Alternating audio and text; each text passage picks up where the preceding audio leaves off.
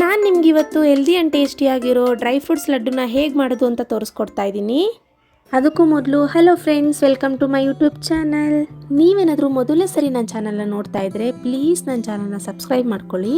ಹಾಗೆ ಪಕ್ಕದಲ್ಲಿರುವ bell ಐಕಾನನ್ನು press ಮಾಡಿ. ಹಾಗೆಯೇ ನಾನು ಯಾವುದಾದ್ರೂ ವಿಡಿಯೋ ಅಪ್ಲೋಡ್ ಮಾಡಿದ್ರೆ ನಿಮಗೆ ಮೊದಲು ಬಂದು ತಲುಪುತ್ತೆ. ಇವಾಗ ಡ್ರೈ ಫ್ರೂಟ್ಸ್ ಲಡ್ಡು ಮಾಡೋದಕ್ಕೆ ಏನೇನೆಲ್ಲ ಇಂಗ್ರೀಡಿಯೆಂಟ್ಸ್ ಬೇಕು ಅಂತ ನೋಡೋಣ. ತುಪ್ಪ, ದ್ರಾಕ್ಷಿ, ಗೋಡಂಬಿ, ಬಾದಾಮಿ, ಪಿಸ್ತಾ, ವಾಲ್ನಟ್, ಕಲ್ಲಂಗಡಿ ಬೀಜ, ಕುಂಬಳಕಾಯಿ ಬೀಜ, ಫ್ಲ್ಯಾಕ್ಸ್ ಸೀಡ್, ಕೊಬ್ಬರಿ ತುರಿ, ಗಸಗಸೆ, ಸ್ವಲ್ಪ ಏಲಕ್ಕಿ ಪುಡಿ, ಖರ್ಜೂರ. ನೆಕ್ಸ್ಟು ನಾನಿಲ್ಲೊಂದು ಪ್ಯಾನ್ ತೊಗೊಂಡಿದ್ದೀನಿ. ಅದಕ್ಕೆ ಸ್ವಲ್ಪ 2 ಸ್ಪೂನ್ ಆಗುವಷ್ಟು ನಾನು ತುಪ್ಪ ಹಾಕಿದ್ದೀನಿ.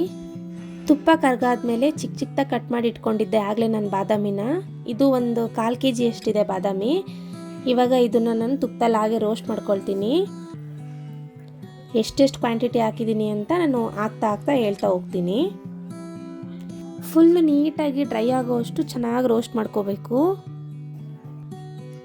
ಇದನ್ನು ರೋಸ್ಟ್ ಮಾಡಬೇಕಾದ್ರೆ ಲೋ ಫ್ಲೇಮಲ್ಲಿ ಇಟ್ಕೊಂಡೇ ಮಾಡಬೇಕು. ಹೈ ಫ್ಲೇಮ್ ಇಟ್ಟರೆ ಸೀದೋಗೋ ಚಾನ್ಸಸ್ ಇರುತ್ತೆ.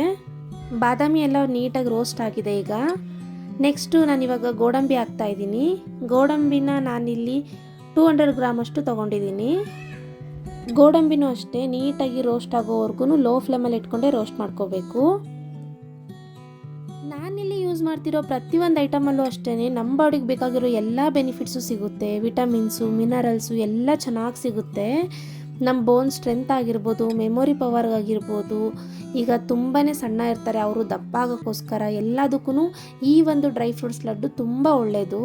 ಗೋಡಂಬಿನ ತುಂಬ ಜಾಸ್ತಿ ರೋಸ್ಟ್ ಮಾಡಬಾರ್ದು, ಸ್ವಲ್ಪ ಮೀಡಿಯಮಾಗಿ ರೋಸ್ಟ್ ಮಾಡಿಕೊಂಡ್ರೆ ಸಾಕು.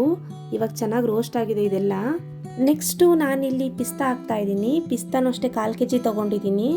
ಸಿಪ್ಪೆ ಎಲ್ಲ ತಗೊಂಡ್ವಿ ಅಂದರೆ ಇದು ಸ್ವಲ್ಪನೇ ಪಿಸ್ತಾ ಸಿಗೋದು. ಇದನ್ನು ಅಷ್ಟೇ ಮುಂಚೆನೇ ಚಿಕ್ಕ ಚಿಕ್ಕದಾಗಿ ಕಟ್ ಮಾಡಿ ಇಟ್ಕೊಂಡಿದ್ದೆ. ಮತ್ತು ಇನ್ನೊಂದು, ಇದಕ್ಕೆ ಹಾಕಬೇಕಾದ್ರೆ ಪಿಸ್ತಾ ಮಾತ್ರ ಸಾಲ್ಟೆಡ್ ತೊಗೋಬೇಡಿ. ರಾ ಪಿಸ್ತಾ ಏನು ಬರುತ್ತೆ ಅದನ್ನೇ ಯೂಸ್ ಮಾಡಬೇಕು ಇದಕ್ಕೆ. 3 ಚೆನ್ನಾಗಿ ರೋಸ್ಟ್ ಆಗಿದ್ದಾವೆ. ಇವಾಗ ನಾನು ಈ 3 ಸಪ್ರೇಟಾಗಿ ತೆಗೆದಿಟ್ಕೊಳ್ತಿದ್ದೀನಿ. ಸ್ವಲ್ಪ ಆದಷ್ಟು ಸಪ್ರೇಟೇ ನಾವು ಇದನ್ನ ರೋಸ್ಟ್ ಮಾಡ್ಕೋಬೇಕು. ಹಾಗಾಗಿ ನಾನು ಅದನ್ನು ಸಪ್ರೇಟ್ ಮಾಡಿಕೊಂಡೆ. ಮತ್ತು ಅದೇ ಪ್ಯಾನ್ಗೆ ಇವಾಗ ನಾನು 1 ಸ್ಪೂನ್ ತುಪ್ಪ ಹಾಕ್ತಾಯಿದ್ದೀನಿ. ನೆಕ್ಸ್ಟು ಇದಕ್ಕೆ ನಾನು ವಾಲ್ನಟ್ ಹಾಕ್ತಾಯಿದ್ದೀನಿ. ಇದು ಒಂದು 50 ಗ್ರಾಮ್ ತೊಗೊಂಡಿದ್ದೀನಿ ಅಷ್ಟೇ. ವಾಲ್ನಟ್ಟು ಬ್ರೈನ್ ಇಂಪ್ರೂವ್ಮೆಂಟ್ಗೆ ತುಂಬಾ ಒಳ್ಳೆಯದು. ನೆಕ್ಸ್ಟು ನಾನಿಲ್ಲಿ 150 ಗ್ರಾಮ್ ಆಗುವಷ್ಟು ದ್ರಾಕ್ಷಿ ಹಾಕ್ತಾಯಿದ್ದೀನಿ. ದ್ರಾಕ್ಷಿ ಸ್ವಲ್ಪ ಕಡಿಮೆನೇ ಹಾಕೋದು ನಾನು. ಯಾಕೆ ಅಂತಂದರೆ ಜಾಸ್ತಿ ದ್ರಾಕ್ಷಿ ಹಾಕಿರೋದ್ರಿಂದ ತಿನ್ನಬೇಕಾದ್ರೆ ತುಂಬಾ ಸ್ವೀಟ್ ಆಗುತ್ತೆ. ಹಾಗಾಗಿ ದ್ರಾಕ್ಷಿ ಮಾತ್ರ 150 ಗ್ರಾಮ್ಸ್ ಅಷ್ಟು ಹಾಕಿದ್ದೀನಿ. ಈ ದ್ರಾಕ್ಷಿನ ನಾವು ರೋಸ್ಟ್ ಮಾಡ್ಕೋಬೇಕಾದ್ರೆ ಜಾಸ್ತಿ ತುಪ್ಪ ಯೂಸ್ ಮಾಡಬಾರ್ದು. ಯಾಕೆ ಅಂತ ಅಂದರೆ ನಾವು ಫ್ರೈ ಮಾಡಬೇಕಾದ್ರೆ ಜಾಸ್ತಿ ತುಪ್ಪದಲ್ಲಿ ಮಾಡಿದ್ವಿ ಅಂತ ಅಂದರೆ ಊದ್ಕೊಂಡ್ಬಿಡುತ್ತೆ. ದ್ರಾಕ್ಷಿ ಊದ್ಕೊಳೋದ್ರಿಂದ ನಾವು ಲಡ್ಡು ಮಾಡಿದಾಗ ಹುಳಿ ಬಂದ್ಬಿಡುತ್ತೆ. ಹಾಗಾಗಿ ತುಪ್ಪ ಜಾಸ್ತಿ ಯೂಸ್ ಮಾಡಬಾರ್ದು. ಇವಾಗ ಚೆನ್ನಾಗಿ ಫ್ರೈ ಆಗಿದೆ. ಇದನ್ನು ಸಹ ನಾನು ಸಪ್ರೇಟಾಗಿ ಎತ್ತಿಟ್ಕೊಳ್ತಿದ್ದೀನಿ. ಮತ್ತು ಅದೇ ಪ್ಯಾನಿಗೆ 1 ಸ್ಪೂನ್ ತುಪ್ಪ ಹಾಕಿದ್ದೀನಿ. ಇದಕ್ಕೆ ಕಲ್ಲಂಗಡಿ ಬೀಜ ಮತ್ತು ಕುಂಬಳಕಾಯಿ ಬೀಜ ಹಾಕ್ತಾಯಿದ್ದೀನಿ. ಅದಕ್ಕೇ ನಾನು ಫ್ಲ್ಯಾಕ್ಸ್ ಸೀಡ್ ಸಹ ಆ್ಯಡ್ ಮಾಡ್ತಾಯಿದ್ದೀನಿ. 3 ಇವಾಗ ಚೆನ್ನಾಗಿ ರೋಸ್ಟ್ ಮಾಡ್ಕೋಬೇಕು. ಇವನ್ನೇನು ಜಾಸ್ತಿ ರೋಸ್ಟ್ ಮಾಡ್ಕೊಳೋ ಅವಶ್ಯಕತೆ ಇರೋದಿಲ್ಲ. ಹಾಗಾಗಿ 2 ಮಿನಿಟ್ಸ್ ಇದನ್ನ ರೋಸ್ಟ್ ಮಾಡ್ಕೊಳ್ತಿದ್ದೀನಿ. ಇದನ್ನು ಸಹ ಅದೇ ಥರ ಸಪ್ರೇಟಾಗಿ ಎತ್ತಿಟ್ಕೊಳ್ತಿದ್ದೀನಿ. ಮತ್ತು ಅದೇ ಪ್ಯಾನಿಗೆ ನಾನು 2 ಸ್ಪೂನ್ ತುಪ್ಪ ಆ್ಯಡ್ ಮಾಡ್ತಾಯಿದ್ದೀನಿ. ಮತ್ತು ಆಗಲೇ ನಾನು ಕೊಬ್ಬರಿ ತುರಿದಿಟ್ಕೊಂಡಿದ್ದೆ, ಅದನ್ನು ಇವಾಗ ನಾನು ಇದಕ್ಕೆ ಆ್ಯಡ್ ಮಾಡ್ತಾಯಿದ್ದೀನಿ. ನಾನಿಲ್ಲಿ 1 ಕೊಬ್ಬರಿ ತುರಿ ಹಾಕಿದ್ದೀನಿ. ಅಂದರೆ 1 ಸೈಡು ಕೊಬ್ಬರಿ ತುರಿ ಏನಿರುತ್ತೆ ಅದನ್ನು ಹಾಕಿದ್ದೀನಿ. ಕೊಬ್ಬರಿ ತುರಿ ಜಾಸ್ತಿ ಹಾಕಿದಷ್ಟು ಚೆನ್ನಾಗಿರುತ್ತೆ. ಈ ಕೊಬ್ಬರಿ ತುರಿಗೆ 2 ಸ್ಪೂನ್ ತುಪ್ಪ ಸಾಕು ಅಂತ ಫ್ರೈ ಮಾಡಿಕೊಂಡೆ. ಯಾಕೋ ಸ್ವಲ್ಪ ಅದು ಡ್ರೈ ಆಗೋಯ್ತು. ಹಾಗಾಗಿ ಇನ್ನು 1.5 ಸ್ಪೂನ್ ಆಗೋಷ್ಟು ಮತ್ತೆ ತುಪ್ಪ ಹಾಕ್ಕೊಂಡು ಮತ್ತೆ ನಾನು ರೋಸ್ಟ್ ಮಾಡ್ಕೊಳ್ತಾ ಇದ್ದೀನಿ. ಸ್ವಲ್ಪ ಸಾಫ್ಟ್ ಆಗೋವರೆಗೂ ರೋಸ್ಟ್ ಮಾಡ್ಕೊಂಡ್ರೆ ಸಾಕು. ನೀವೇನಾದರೂ ತುಂಬ ದಿನ ಇಡಬೇಕು ಅಂತಿದ್ರೆ ಕೊಬ್ಬರಿ ಚೆನ್ನಾಗಿ ರೋಸ್ಟ್ ಮಾಡ್ಕೋಬೇಕು. ಇಲ್ಲ ಅಂದರೆ ಕೊಬ್ಬರಿ ಹಾಳಾಯಿತು ಅಂತ ಅಂದರೆ ಇಷ್ಟೆಲ್ಲ ಖರ್ಚು ಮಾಡಿ ಮಾಡ್ಕೊಂಡಿದ್ದಂತಹ ಡ್ರೈ ಫ್ರೂಟ್ಸ್ ಲಡ್ಡು ಏನಿದೆ ಎಲ್ಲನೂ ಹಾಳಾಗುತ್ತೆ. ಹಾಗಾಗಿ ಚೆನ್ನಾಗಿ ರೋಸ್ಟ್ ಮಾಡ್ಕೊಳ್ಳಿ ಸ್ವಲ್ಪ. ಮತ್ತೆ ಅದೇ ಪ್ಯಾನಿಗೆ ನಾನು ಇವಾಗ ಗಸಗಸೆ ಹಾಕ್ಕೊಳ್ತಾ ಇದ್ದೀನಿ.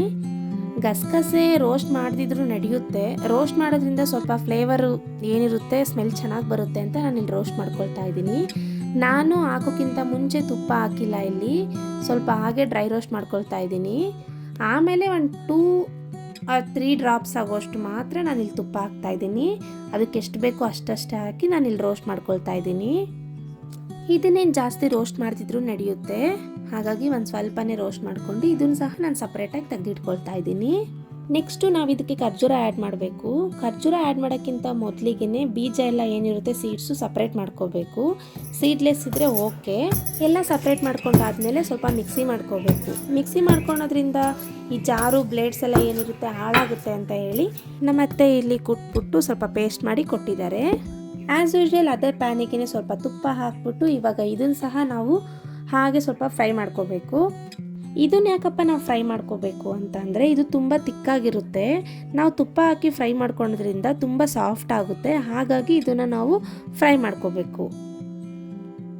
ಇದು ಸ್ವಲ್ಪ ಫ್ರೈ ಮಾಡ್ಕೊಳೋದು ಕಷ್ಟ, ತುಂಬ ಅಂಟ್ತಾ ಇರುತ್ತೆ. ಹಂಗೆ ಸ್ವಲ್ಪ ಪೀಸ್ ಮಾಡ್ಕೊತ ಫ್ರೈ ಮಾಡ್ಕೋಬೇಕು. ಇದನ್ನು ಸ್ವಲ್ಪ ಬಿಡ್ದಂಗೆ ಕೈ ಆಡಿಸ್ತಾನೆ ಇರಬೇಕು, ಯಾಕೆ ಅಂದರೆ ತಳ ಹಿಡಿಯೋ ಚಾನ್ಸಸ್ ಇರುತ್ತೆ. ಇನ್ನೂ ಸ್ವಲ್ಪ ತಿಕ್ಕಾಗಿದೆ ಅನ್ನಿಸ್ತು, ಹಾಗಾಗಿ ಇನ್ನೊಂದು ಸ್ಪೂನ್ ತುಪ್ಪ ಹಾಕ್ಬಿಟ್ಟು ನಾನು ಸ್ವಲ್ಪ ಹಾಗೇ ಸ್ವಲ್ಪ ರೋಸ್ಟ್ ಮಾಡಿಕೊಂಡೆ. ಇವಾಗ ಖರ್ಜೂರ ಎಲ್ಲ ನೀಟಾಗಿ ಸಾಫ್ಟ್ ಆಗಿದೆ. ಇದನ್ನು ಸಹ ನಾನು ಸಪ್ರೇಟಾಗಿ ಎತ್ತಿಟ್ಕೊಂಡಿದ್ದೆ.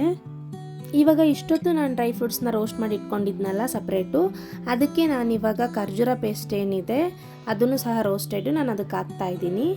ನೆಕ್ಸ್ಟು ನಾನು ಸ್ವಲ್ಪ ಆಗಲೇ ಏಲಕ್ಕಿ ಪುಡಿ ಇಟ್ಕೊಂಡಿದ್ನಲ್ಲ ಅದು ಸಹ ಮೇಲ್ಗಡೆ ಹಾಕ್ತಾ ಇದ್ದೀನಿ. ಇವಾಗ ಚೆನ್ನಾಗಿ ಎಲ್ಲನೂ ನೀಟಾಗಿ ಒಂದೋ ಥರ ನೀಟಾಗಿ ಮಿಕ್ಸ್ ಮಾಡ್ಕೋಬೇಕು. ಏನಂದರೆ ಈ ಡ್ರೈ ಫ್ರೂಟ್ಸ್ ಎಲ್ಲ ರೋಸ್ಟ್ ಮಾಡಿ ಸಪ್ರೇಟ್ ಮಾಡ್ಕೊಂಡಿದ್ನಲ್ಲ ಅದು ಬೇಗ ತಣ್ಣಗಾಗಿತ್ತು. ಈ ಖರ್ಜೂರ ಮಾತ್ರ ರೋಸ್ಟ್ ಮಾಡ್ಕೊಂಡಿದ್ದು ಎಷ್ಟೋ ತನಕ ಇಟ್ಟರೂ ತಣ್ಣಗೆ ಆಗಿರಲಿಲ್ಲ. ಅದು ಸ್ವಲ್ಪ ತಿಕ್ನೆಸ್ ಆಗಿರೋದ್ರಿಂದ ಅಂಟಾಗಿರೋದ್ರಿಂದ ಬೇಗ ತಣ್ಣಗಾಗೋದಿಲ್ಲ. ಮಿಕ್ಸ್ ಮಾಡ್ತಾ ಕೈಯೆಲ್ಲ ಫುಲ್ ರೆಡ್ ಆಗೋಯ್ತು. ಎಲ್ಲನೂ ನೀಟಾಗಿ ಎಲ್ಲ ಕಡೆನೂ ಖರ್ಜೂರ ಹತ್ತೋ ಥರ ನೀಟಾಗಿ ಮಿಕ್ಸ್ ಮಾಡ್ಕೋಬೇಕು. ಫ್ರೆಂಡ್ಸ್, ನೀವು ಇಲ್ಲಿ ನೋಡ್ತಾ ಇರ್ಬೋದು, ನಾನು ಇದಕ್ಕೆ ಶುಗರ್ ಆಗಿರಲಿ ಬೆಲ್ಲ ಆಗಿರಲಿ ಏನೂ ಮಿಕ್ಸ್ ಮಾಡಿಲ್ಲ. ಖರ್ಜೂರದ್ದು ಏನಿದೆ ಸ್ವೀಟು ಅದೇ ಇದಕ್ಕೆ ಸ್ವೀಟ್ ಆಗುತ್ತೆ. ಹಾಗಾಗಿ ಯಾರು ಬೇಕಾದರೂ ತಿನ್ಬೋದು ಇದನ್ನ. ಶುಗರ್ ಪೇಷಂಟ್ ಕೂಡ ಇದನ್ನ ತಿನ್ಬೋದು. ಇದನ್ನು ನಾವು ಡೈಲಿ ಬೆಳಿಗ್ಗೆ ಎದ್ದ ತಕ್ಷಣ ಒಂದು ಲಡ್ಡು ತಿನ್ನೋದ್ರಿಂದ ನಮ್ಮ ಬಾಡಿಗೆ ತುಂಬಾ ಒಳ್ಳೆ ಬೆನಿಫಿಟ್ ಸಿಗುತ್ತೆ.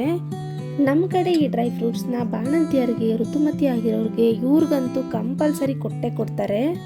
ಅದರಲ್ಲೂ ಈ ಸಿ ಸೆಕ್ಷನ್ ಆಗಿರೋರಿಗೆ ಸೊಂಟ ನೋವು ತುಂಬಾ ಬರುತ್ತೆ.